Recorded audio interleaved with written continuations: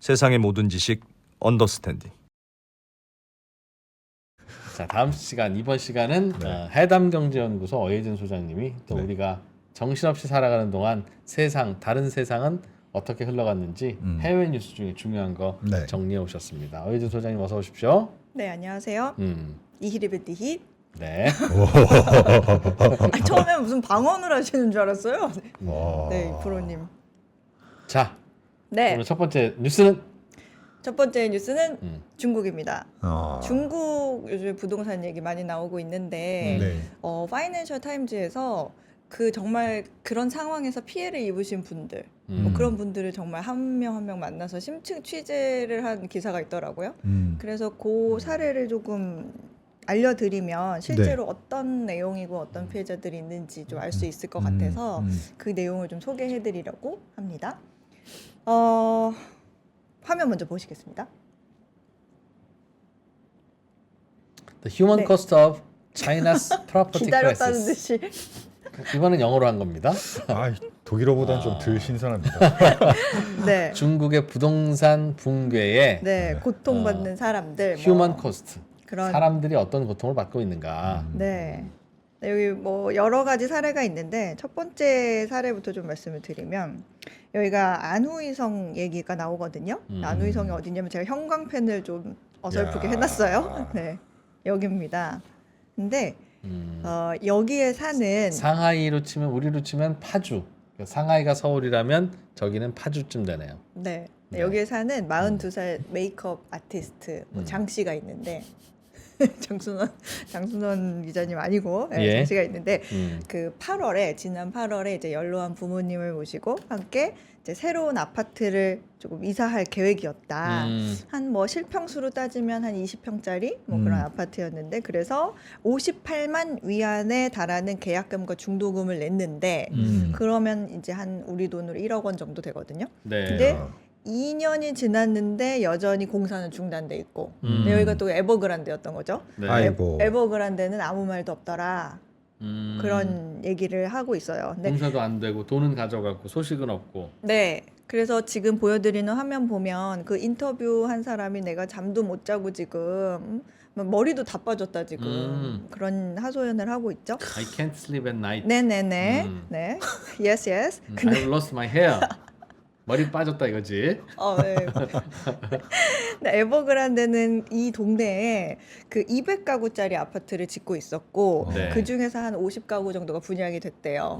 근데 그래서 이렇게 중도금을 냈는데 2년째 감감무소식이라는 거예요. 예. 그런 상황. 근데 그래가지고 관공서랑 뭐 에버그란데 이렇게 가가지고 시위를 했대요. 내 돈 내놔라 뭐 그렇게 했는데 이제 공무원들은 막 라이 좀 참으세요 어쩔 수 이렇게. 있냐. 네. 어. 그랬다라는 사례가 있었는데 네, 뭐 중국의 소도시 같은 경우에 생각보다 아파트가 아주 그렇게 뭐 비싼 건 아니. 제가 한 2억 주면 네. 제가 사네요. 여름에 백두산을 갔다 왔지 않습니까? 오, 네네. 그 백두산 밑에 이제 관광 도시들이 있는데 네. 우리 가이드분이 그 백두산에 가면 한국 사람들이 꼭 들리는 그 소도시에 네. 아파트 두 채를 사놨대요. 근데 거기 가보면 이제 새로 짓고 있는 아파트들이 엄청 많은데 가이드가 샀다고요? 네, 가이드 조선족 그 분이 가이드분이 샀는데 예. 한 채당 2천만 원 주고 사셨대요. 한 채당 2천만 원이요. 거기는 이제 완전 싼 네. 건데 거래가 아예 끊겼고 거래가 끊기고 이제 중간에 올라가다가 서 있어서 야. 지금 속이 타 미치겠다고 지금 한국에서 코로나 때 관광객 끊겨서 한국 와서 식당에서 일하셔서 돈 모아서 이제 다시 코로나 이제 끝나면서 한국 관광객들 위해서 돈 벌려고 중국에서 들어와 있고 모은 돈으로 집을 샀는데 집은 거래가 안 되고 세상에. 예 야. 그런 상황이라 그러더라고요. 근데 딱 지금 말씀하시는 그런 네. 것들이 정말 생생한 사례인데 야, 한 채 2천이면 건축비도 안 나오지 않습니까? 와, 어떻게 그렇게 쌀 수 있지? 제가 한 채 2천만 원이 떨어졌는지 한 채 2천인지 약간 까리하긴 하네요. 네. 어쨌든. 네. 네. 하여튼 어쨌든 엄청 요- 손해를 봤다고. 맞습니다. 네. 그래서 요 표도 하나 볼까요? 요 표를 보시면 지금 요거는 안후이성의 아파트 그 성에서 한 투자 금액인데 2017년 이후에 지금이 최저 수준이죠. 아, 저 파란 막대 그래프가 안후이성의 부동산 개발 투자의 네. 규모. 네, 근데 여기 뚝 떨어졌죠. 지금 상황을 저 보여주는. 우리나라도 좀 마찬가지예요. 저래요 지금. 네. 음. 그리고 다 또 안 돼서. 하나 다음 사례는 이제 상하이에 사는 30대 후반에 이 뭐 썸머 왕이라는 사람인데 이 사람이 2008년에 대학을 졸업을 하고 결혼을 했는데 당시에 시댁에서 60만 위안 그러니까 우리 돈으로 하면 뭐 1억 조금 넘게 네 그걸 대줬는데 그 당시에 구입한 집값의 3분의 1이었대요. 그러니까 그 말은 집값이 한 3억 3천 정도 됐다는 얘기예요. 이분이 대학 졸업하던 시절이니까 좀 얼마나 됐을까요? 한 15년 전에 2008년이니까. 상하이 집값은 대략 한 채 한 3, 4억 했다. 네, 그랬는데 그거를 2021년에 팔았대요. 작년 재작년에. 네, 근데 350만 위안에 팔았어요. 그러니까 20억 원에 판 거예요. 와. 이야. 대박이다. 우와. 그 상하이 집값이 엄청 오른 건데 그 네. 표는 제가 이따가 뒤에서 좀 보여드릴게요. 네. 근데 이분이 지금 20억 완전히 수익인데 왜 피해 사례로 나왔느냐. 네. 그래서 또 집을 사려고 했는데 중국의 이 부동산 붕괴 이후에 정부가 내놓은 그 억제 정책 때문에 네. 돈이 있어도 집을 못 산다는 거예요. 우리나라랑 똑같네. 다주택자들은 두 번째 집, 세 번째 집 살 때 취득세 집이 없대잖아요. 12%. 이분은. 그래서 그리고 이분은 다 팔고 네. 엑시트했다. 그리고 또 추첨을 해서 집을 살 수가 있는데 추첨을 해서 당첨이 돼야. 네. 네, 근데 7번 도전을 했는데 이번에 돼가지고 집을 샀다. 근데 얼마에 샀냐면 290만 위안, 그러니까 한 15억 원. 네, 샀는데 신축 아파트가 아니고 구축 아파트를 샀대요. 그러면서 나온 표가 요 표입니다. 요걸 보여드릴게요. 요거는 이제 상하이의 신축과 구축 아파트 가격 변화 차이를 보여주는 거거든요. 야, 파란색은 신축 아파트예요. 네, 그리고 빨강 붉은색이 구축이에요. 저 동네도 신축을 진짜 좋아하는군요. 네. 신축 근데- 아파트는 매년 오르네요. 그렇죠. 근데 구축 아파트는 요맘때 2021년, 2022년만 해도 근데 거품기 더 때는 올랐다는 걸 알 구축 수 아파트가 있는데 더 빨리 올랐네. 그때는 왜냐하면 중국 정부가 신축 아파트에 대해서 분양가 통제도 하고 계속 억제 정책을 써서 요런 모양이 나온 거예요. 네. 그리고 이제 상하이 얘기 나온 김에 하나 더 얘기를 좀 하면 요거는 지금 홍콩 사우스 차이나 모닝 포스트 기사인데 상하이 지금 이게 10월 1일 기사거든요.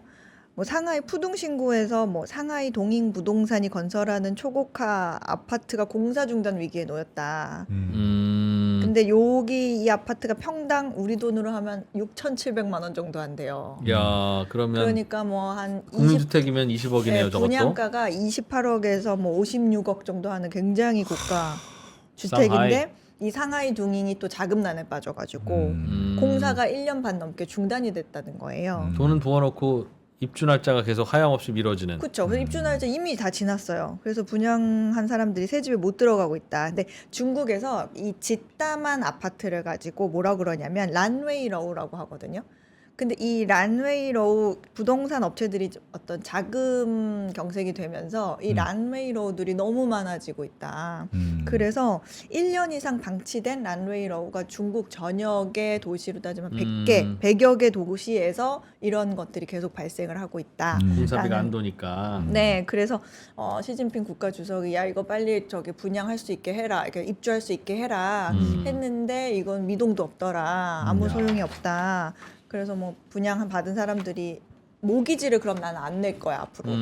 그래서 모기지 보이콧도 했는데 아무 소용이 없는 상황입니다 하는 기사거든요. 네, 이런 기사가 또 있었어요. 야, 근데 파이낸셜 타임즈는 그래도 굉장히 균형 감각 있는 언론이네요. 부동산 폭등과 그의 크라이시스의 피해자로 집을 사고 싶은데 못 사고 짜증 나는 사람도 피해자라고 분류를 해줬네요. 우리 되게 같으면 골고루. 이런 식으로 기사 쓰면 댓글에 야 다주택자였다가 액시 제대로 하고 집 한 채 더 살려다가 못 산 사람이 왜 피해자냐 이 기자야 이런 식의 댓글이 달릴 텐데. 근데 되게 굉장히 다양한 사례들을 넣었습니다. 네. 다음 사례가 뭐냐면 이 사람은 뭐 집을 뭐 잃은 사람도 뭐 산 사람 사서 돈을 번 사람도 아니고요. 부동산 관련 관계자를 또 인터뷰를 한 거예요. 근데 이 사람 저거 화면 또 띄워주세요. 이 사람은 홍콩에 사는 사람인데 홍콩에 그 붙어 있는 이 광둥성의 자오칭시에 한 실평수 30평 정도 되는 네. 그거를 한 110만 홍콩 달러에 2년 전에 분양을 받았대요. 얼마입니까 우리 돈으로? 1억 8천 정도. 대박인데. 어디요? 홍콩의 아파트가 1억 8천짜리가 아니, 홍콩에 있다고요? 붙어 있는 광둥성 아, 그 자오칭시에. 네. 근데 지금 입주를 기다린다라고 하는 내용이 실렸는데 홍콩 집값에 비하면 엄청 싼 거잖아요. 그렇죠. 말도 못하게 예. 싼 거라서 자기는 더 살 생각을 하고 있다. 홍콩에서 봤을 때는 지금이 기회인 너무 싸니까 붙어 있고, 그러니까 지금이 집을 살 좋은 기회라고 본다라는 내용이 또 여기에 실려 있습니다. 네, 그래서 요거 표를 보시면 중국의 도시별 집값과 홍콩의 집값이 이제 비교가 돼 있는데요. 사실 홍콩은 집값 비싼 거 다들 아시잖아요. 예. 네, 그래서 요 정도 이렇게 차이가 나고 있다. 파란 그래프를 보면 100만 달러입니까? 평균 집값이? 와. 그렇죠. 네. 근데 거긴 정말 작은 집도 굉장히 비싸고 위치에 따라서도 굉장히 여기가 뭐 20평짜리가 뭐 60억이라고 뭐 이런 정도도 있으니까요. 홍콩은 땅이 없으니까. 네, 맞습니다. 광저우랑 선전도 되게 큰 도시인데 생각보다 싸네요. 아까 상하이 생각하면. 네. 그리고 요거 다음 사례 또 하나 마지막 사례인데요. 요 사례는 이제 30대 사업가 에밀리의 이야기인데 남편이 영국인이래요. 네. 근데 장시성 그 상라오시에서 집을 샀대요. 근데 2021년에 에버그란데 아파트를 62만 위안 주고 샀는데 또 이거는 한 1억 1천만 원 정도에. 아, 중국 아파트는 웬만한 그 주변 중소도시에서는 1, 2억. 네네. 대도시로 가면 이제 뭐 우리나라랑 비슷하고 네. 그런 거군요. 네, 근데 백두산 밑은 2천만 원이 될 수도 있겠는데요. 그렇죠. 근데 제가 아까 상하이의 집값이 얼마나 올랐는지 이따가 표로 네. 보여드릴게요 했잖아요. 지금 보여드릴게요. 자, 네, 이게 최근 상하이 20년간 집값과 상하이 집값 그래프예요. 장시성 집값을 비교한 그래프인데 장시성은 상대적으로 엄청 싸죠. 근데 야. 상하이에 비하면. 근데 이제 제곱미터당 위안이니까 이제 어마어마하네요. 우리가 조금 익숙한 단위로 바꾸면은 제곱미터당 4만 위안, 그러니까 평당 2,400만 원 정도. 근데 장시성은 평당 한 500만 원이 채 안 된다는 얘기예요. 이 네. 그래프는 지금. 근데 2000년에는 얼마 차이가 안 났죠. 지금 여기 보면. 야, 근데 상하이 아파트도 별로 안 비싸고, 근데 지금은 거의 4배 차이가 납니다. 우리도 좀 크지 않나요? 대치동 3분하고 도봉구 3분하고 한 3-4배 차이는 날 것 같은데. 근데 여기 이제 사례 중에 무슨 얘기가 나왔냐면 특이한 건 아파트를 살 때 14층을 사서 할인을 받았대요. 왜요?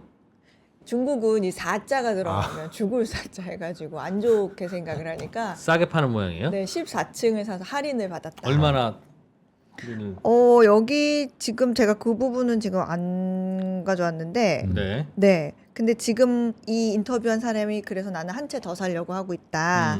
그래서 130만 위안짜리 지금 보고 있는데 그게 야. 한 2억 3천 정도 된다. 그게 이전의 고점보다 한 30% 정도 지금 떨어진 가격이다. 남편이 영국인이니까 그냥 14층 샀구나. 14. What's problem? 네, 그러네요. 그런 이제 네. 지금 사례들이 있어서 네. 중국도 중국- 부동산이 지금 뭐 엉망진창인가 봐요. 저 약간 네. 굉장히 천차만별이고 그렇기는 가격도. 한데 이제 네. 곳곳에서는 싸다고 생각하는 사람은 이제 노리고 있고. 여기도 보면 뭐 이제 한 30% 정도 음. 빠지니까 네. 한 채 더 살려고 기다리는 사람도 사람도 있고. 네. 또 파는 사람은 또 급매로는 안 팔고. 좀 우리나라 상황이랑 똑같죠. 살려는 사람은 이 가격에는 안 사지. 팔려는 사람은 그렇다고 내가 이거보다 왜 싸게 팔겠어? 이런 상황인 듯합니다. 네. 뭐 이런 얘기 좀 전해드리면 예. 우리가 그냥 국내에서 뉴스로 봤을 때는 부동산 위기래 어렵대 뭐 못 들어간 입주 못한 사람 많대 뭐 이런 얘기만 있지만 좀 다양한 얘기가 나온 거가 있어서 가지고 왔고요. 네. 네. 다음 이야기로 넘어가 보겠습니다. 음. 네. 다음은 네. 센스 있게 화면을 탁 띄워주시네요. 네. 요거는 블룸버그에서 어제 나온 뉴스인데 제목이 되게 지금 애매한 상황에서 제재를 받은 그 러시아 유조선이 인도의 어떤 오일 딜레마를 보여준다라는 제목인데 이게 무슨 얘기냐면 인도가 지금 러시아에서 출발해가지고 원래는 지난 토요일쯤 받았어야 되는 인도에 도착했어야 되는 유조선이 있어요. 예. 네. 근데 이게 제재에 걸린 거예요. 근데 그 지금 오고 있던 중이잖아요. 그러니까 인도가 이거를 좀 받아 마라. 이 유조선을 받아 마라 하고 고민을 하느라 그 유조선이 바다에 동동 떠서 제재를 받은 유조선이라는 그게 게 무슨 뜻이에요? 무슨 뜻입니까? 요 얘기를 제가 무슨 제재를? 요거부터 그럼 보여드려야겠네요. 예. 네, 요 기사인데요. 2주 전에 나온 건데 미국이 그 러시아 작년쯤에 러시아 석유 판매 상한선을 뒀어요. 이 가격 이상에는 팔지 못하게 그러면 사지 마. 러시아 석유를 비싸게 사지는 말자. 그럽시다. 뭐 이게 이렇게 배럴당 60불인가 그랬죠? 맞습니다.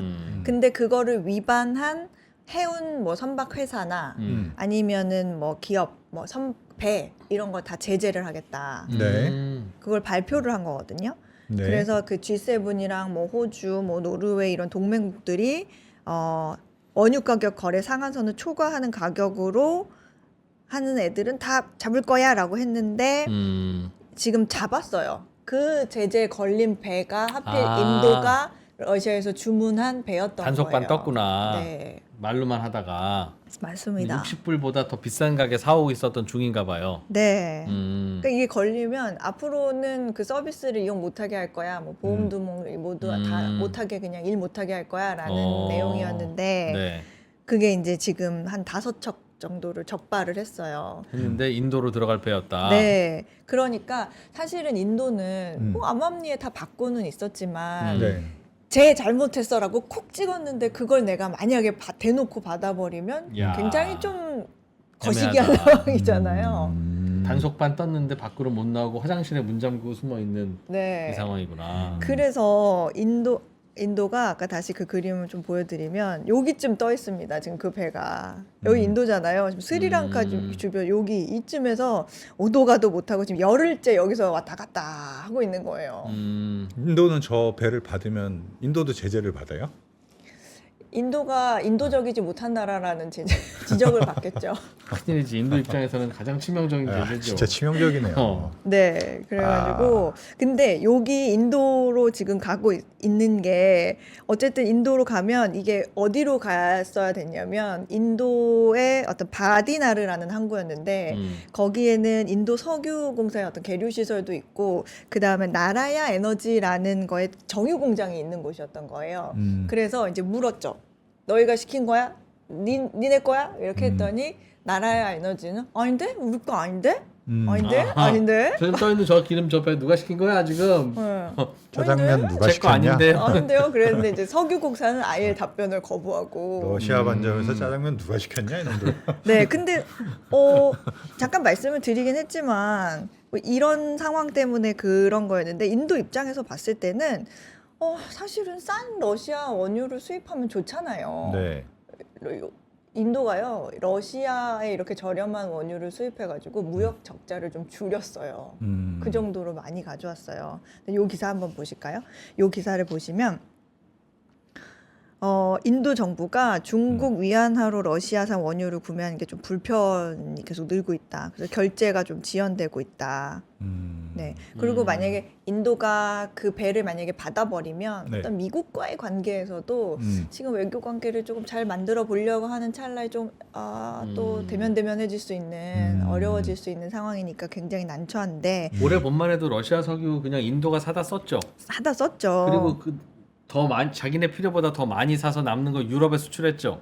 그렇죠. 그리고 그렇게 일부러 정제를 해서 하는 루트로도 사용을 했죠. 유럽 입장에서는 러시아 석유 바로 사다 쓰면 되는데 미안하니까 러시아 석유를 사다 쓴 인도 석유를 사다 쓰면서 러시아 나쁜 놈들 이제 그러고 자기네들 명분 가져간 거잖아요. 그런 것도 있어요. 뭐 그리고 뭐 미리 조금 잠깐 뒤에 얘기하려고 했었지만 미리 말씀 나온 김에 얘기를 해보면 유럽이 석유를 받을 때도 러시아산 석유의 의존도가 너무 높으니까 안 받기는 너무 어려우나 또 받아야 되는데 방법이 뭐 없을까 고민을 하다가 그러면 러시아 석유를 49.99%만 받자. 그리고 다른 나라 석유를 50.01%를 받자. 그래서 반반 섞어서 쓰면서 그 대신에 러시아산은 절반 아니라고. 이하로 받은 거니까 우리는 그럼 이거는 러시아산이 아니야 하는 유권 해석을 내놓으면서 좀 우긴 적도 있어요. 네, 어쨌든 인도 같은 경우에는 전쟁 이전에는 러시아랑 거래할 때는 그 달러로 거래하기도 했습니다. 네. 근데 이제 서방 제재가 있고 나서 이제 러시아 제안에 따라서 위안화로 무역 대금을 결제를 했어요. 네. 근데 인도 루피도 줬었거든요. 네. 근데 대신에 인도 루피로 거래를 할 때는 러시아한테 우리나라에서 물건을 사가. 환전하지 말고 그럼 우리나라에서 물건을 사가고 석유 주고 우리도 물건 사가고요. 그런 식으로 이렇게 하면 되잖아 했는데 러시아는 네. 너네 나라에서 사고 싶은 게 없어. 어. 뭐 이렇게 얘기를 하는 거죠. 인도산 썸띵은 러시아에선 필요한 게 없다. 그렇죠. 그리고 러시아에 인도의 루피가 너무 많이 쌓이니까 우리 루브라 가치가 떨어지고 있잖아. 막 이런 얘기도 좀 하고 그러면서 좀 그것도 다른 걸로 넘어가고 그래서 그럼 UAE 디르함을 한번 써보자. 그것도 사용했는데 러시아 무역상들은 그럼에도 불구하고 위안화를 너무 선호를 강하게 하니까 되게 불편하고 부담을 느끼는 거예요. 왜냐하면 인도와 중국의 관계는 우리가 대충 알고 있죠. 그런데 위안화로 계속 무역을 결제한다? 그러면은 그 말은 다시 말하면 인도가 어떤 중국에게 부양책을 제공하는 셈이 될 수도 노골적으로 있다. 중국 편 드는 거죠, 인도가. 네, 그런 셈이 들어서 사실 지정학적 문제가 있는 별로 그렇게 그런 부분에서 사이가 안 좋은데 우리가 왜 중국 위안을 이렇게 써줘야 돼? 라는 불편함이 또 있는 거예요. 그래서 인도가 그러면 위안화 말고 다른 대안은 없을까? 하면서 지금 다른 결제를 미루고 있는 거예요, 계속. 러시아한테 줘야 되는 뭐 7개 정도의 뭐 화물 무역 대금이 있는데 우리 대안을 좀 모색해보자 해가지고 그걸 아직 지불을 안 하고 있다. 그런 내용들이 지금 기사에 담겨 있습니다. 그리고 아까 그 선박 제재를 했다. 그 내용에 대해서는 이 화면을 보시면 되는데요. 이 제재받은 유조선 5척을 딱 찍었거든요. 네. 근데 지난 10월에도 잡고 뭐 이번 달에도 또 잡았는데 그 5척이 지금 어디서 뭘 하고 있는지 갈 곳을 잃어가지고 어설프게 이러고 있다라는 거를 좀 보여주려고 블룸버그가 지도를 좀 보여줬어요. 네. 이거는 아까 말씀드린 그 그러니까 러시아에서 인도 쪽으로 가던 그 배가 여기 근처에서 계속 열흘째 왔다 갔다 하고 있다. 그 기사고, 그 그림이고요. 그 배달 왔는데요. 나 시켰다. 우리 집 아니에요. 왜 전화를 안 받으세요? 그리고 그 다음 화면은 이게 뭐 야사 골든 보스포루스라는 선박인데 이거는 제재가 발효될 당시에 하필 이 배달 중이었어요. 다른 일로. 그러니까 엑손모빌 뭐 그런 배달 중이었는데 엑손모빌은 전혀 상관이 없고 캐나다 거를 여기 휴스턴에 갖다 놓는 거였는데 이제 갖다 놓는 와중에 제재를 또 받게 되니까 일단은 여기 내려놓고 지금 어디에 그 다음 행선지가 없는 거예요. 제재를 받았으니까 요 근처에서도 왔다 갔다 하고 있다. 저기는 어느 나라 근처의 해안이에요? 여기 미국인 지금 것 미국 같은데? 아래쪽입니다. 여기 일로 멕시코고요. 아래는. 네. 네. 휴스턴, 네. 뉴 오를레앙 저기군요. 네. 그리고 요거는 형광파랑 여기 이 부분이 제재받은 선박 2척이 있는 위치예요. 추적된 위치인데 중국으로 팔려갔다가 또 중국 항구에 다 정박 중이다. 그리고 마지막으로는 지난달에 제재를 받은 건데 뭐 이게 러시아 인근에 있는 것으로 신호가 잡혔다. 뭐 북극항에 뭐 무르만스크라고 여기 돼 있죠. 여기에 정박한 걸로 돼 있다. 그러니까 이도저도 가지도 못하고 지금 어설프게 다들 정박한 뭐 있는 그런 모습을 보이고 있다.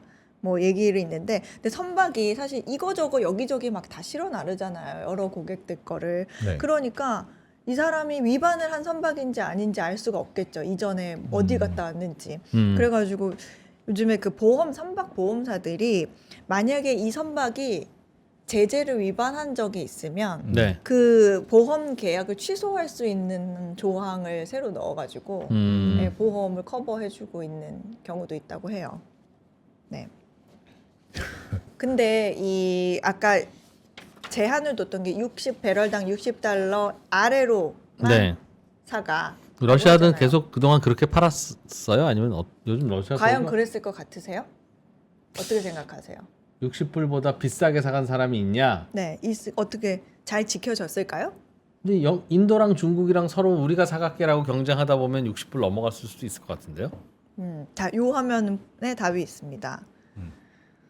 상한선을 지키며 거래되는 그런 경우는 거의 없다. 그렇지. 네, almost 수요가 no. 많다 이거군요. 네. 어. 이게 파이낸셜 타임즈가 뭐 그래. 유럽연합 공식 소식통도 뭐 좀 취합을 하고 러시아 공식 통계도 취합을 해서 취재를 해가지고 보도한 기사인데요.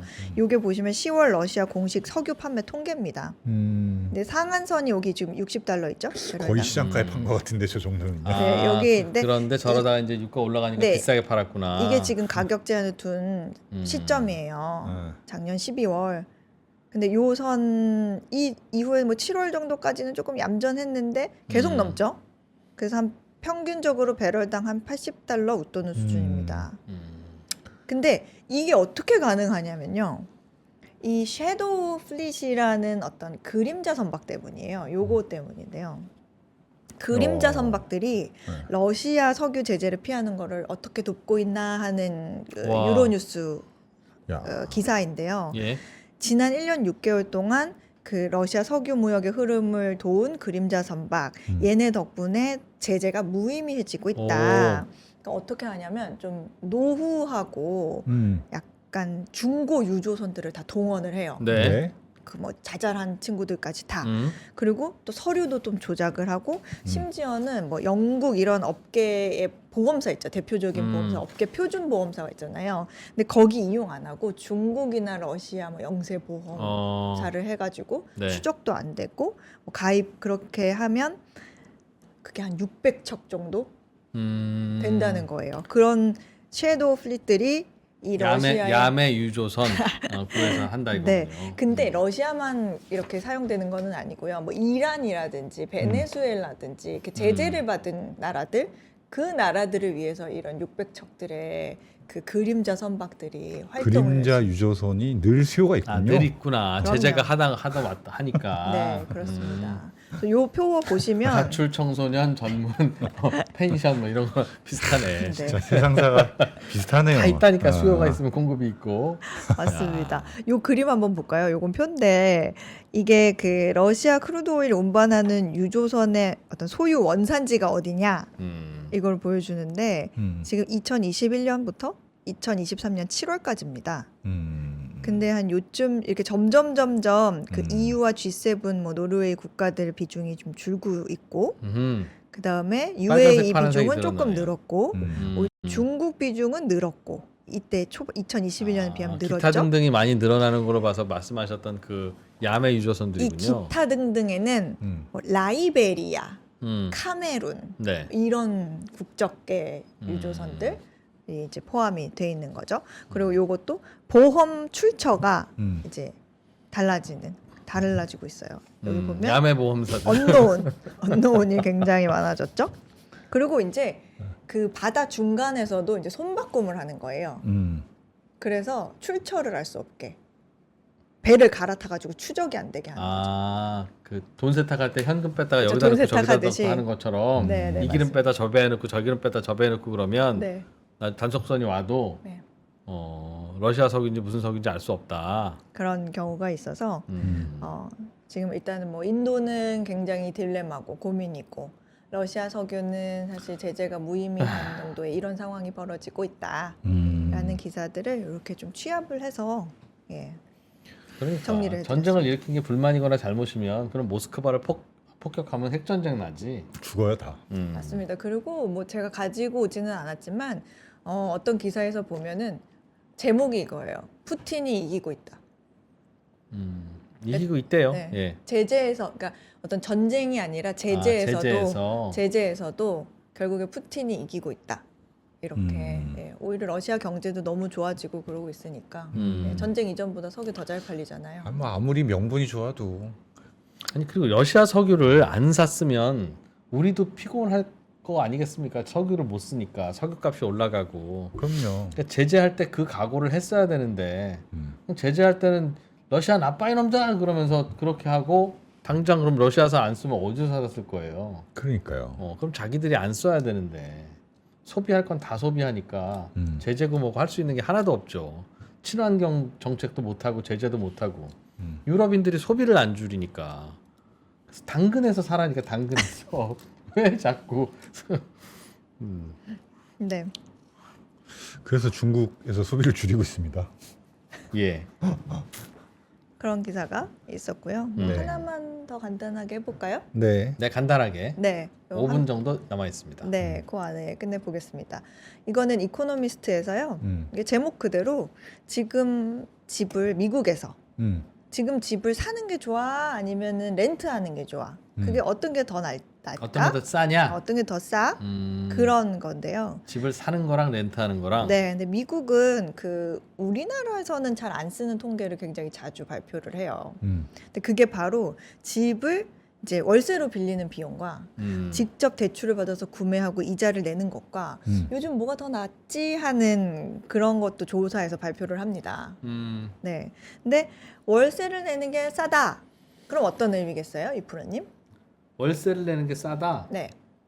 그러니까 집을 사면 대출을 끼고 사니까 은행 이자를 내야 되는데 은행 이자를 내는 게 싼지 월세를 내는 게 싼지 비교를 해보면 우리나라는 항상 월세가 쌉니다. 웬만하면.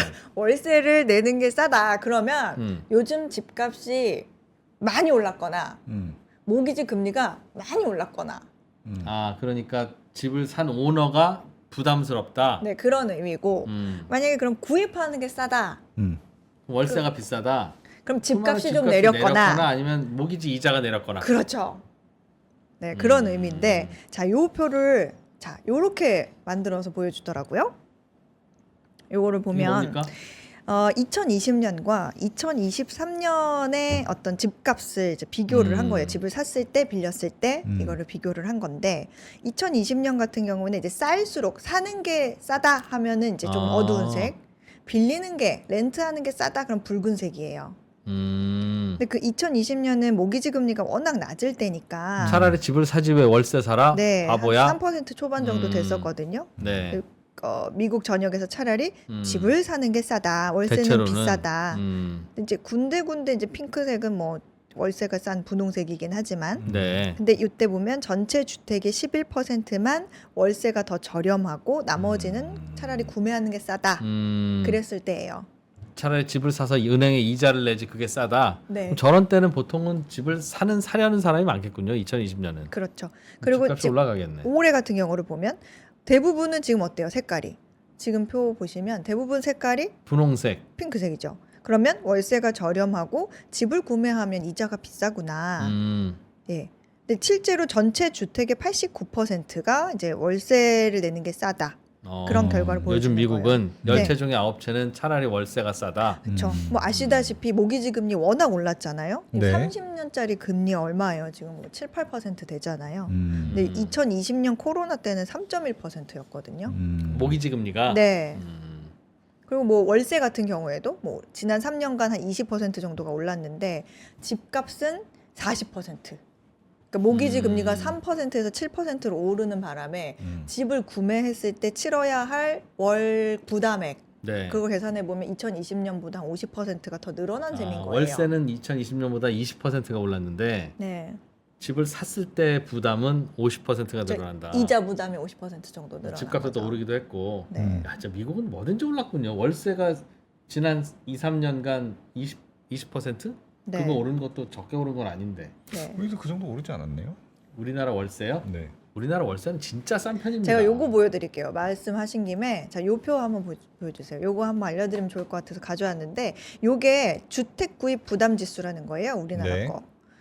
근데 이게 좀 아까랑 비슷한 개념인데 여기에는 그냥 이자 부담만 나오지 그게 월세보다 어떤지는 안 나와요.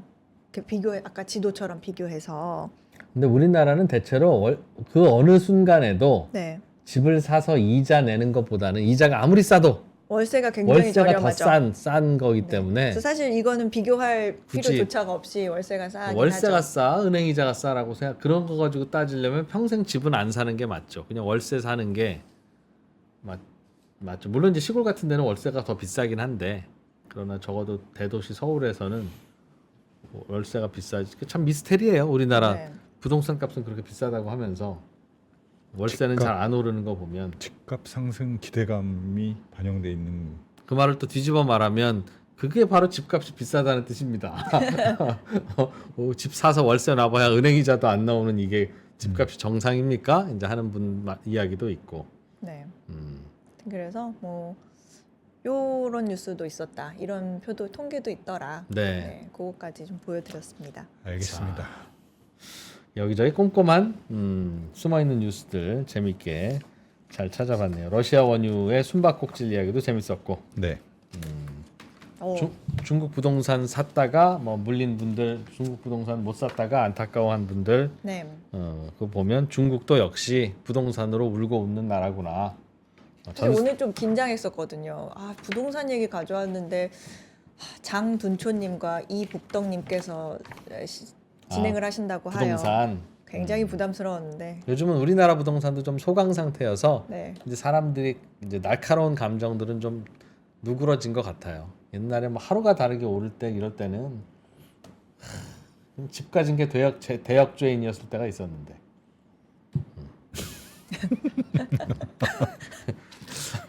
반성해 임마. 왜 집이 두 채야? 반성해야죠. 붙이면. 한국에서. 네. 네. 네. 요즘 조금 덜한 것 같긴 합니다만 이제 또 곧. 자, 어혜진 소장님 오늘 또 재밌게 잘 들었습니다. 고맙습니다. 네, 감사합니다. 네.